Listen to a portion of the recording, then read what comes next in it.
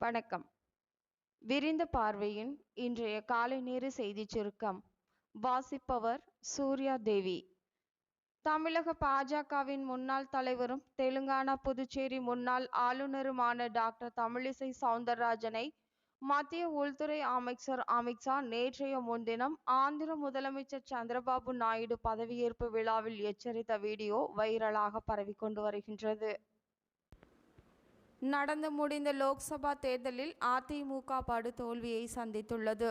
இதையடுத்து கோவையில் நடந்த செங்கோட்டையன் இல்ல திருமண விழாவில் பங்கேற்ற அதிமுக முன்னாள் அமைச்சர்கள் மற்றும் மாவட்ட செயலர்கள் பலரும் கட்சி ஒருங்கிணையாவிட்டால் கட்சி காணாமல் போய்விடும் என்று அவரிடம் புலம்பியதாக தகவல்கள் வெளியாகியுள்ளன.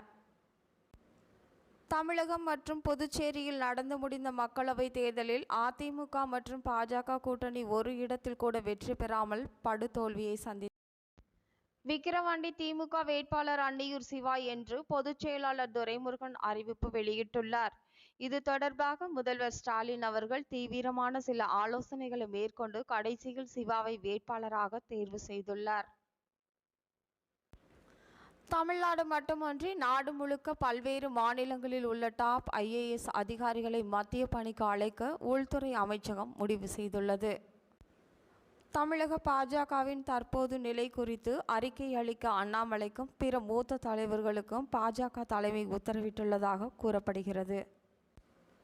விழுப்புரம் மாவட்டம் விக்கிரவாண்டி இடைத்தேர்தலுக்கான வாக்குப்பதிவு வருகின்ற ஜூலை 10ஆம் தேதி நடைபெறுகிறது. இடைத்தேர்தலில் திமுக சார்பில் போட்டியிடும் வேட்பாளர் அறிவிக்கப்பட்டுள்ள நிலையில் பாஜக கூட்டணியில் உள்ள பாமக போட்டியிடுவது குறித்த நிர்வாகிகள் ஆலோசனை கூட்டம் திண்டிவனத்தை அடுத்த தைலாபுரம் பாமக நிறுவனர் ராமதாஸ் இல்லத்தில் பாமக நிறுவனர் ராமதாஸ் தலைமையில் நடைபெற்று வருகிறது. இத்துடன் இன்றைய செய்திச் சுருக்கம் நிறைவு பெறுகிறது.